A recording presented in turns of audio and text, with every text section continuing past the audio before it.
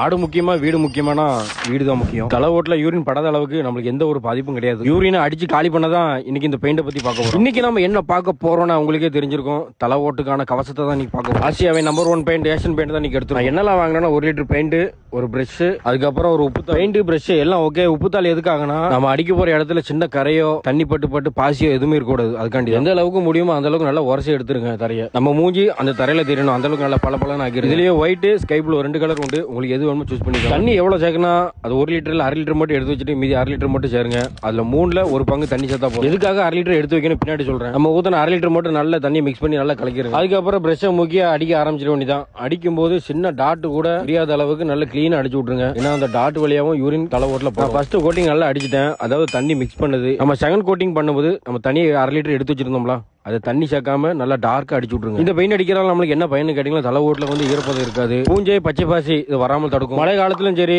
ஆட்டோட யூரின் கீழே பட்டாலும் சரி நல்லா ஸ்ட்ராங்கா இருக்கும். என்னைக்குமே வருமுன் காப்பதே சிறந்தது. ஆத்தூர் கிடா கட்டி ஒரு ஃபாலோ பண்ணிருக்க. நம்ம ஆடு வளர்ப்பை பத்தி நம்ம இன்னும் நிறைய பார்க்க போறோம். அது வரைக்கும் ரைட், ஓகே, பாய்.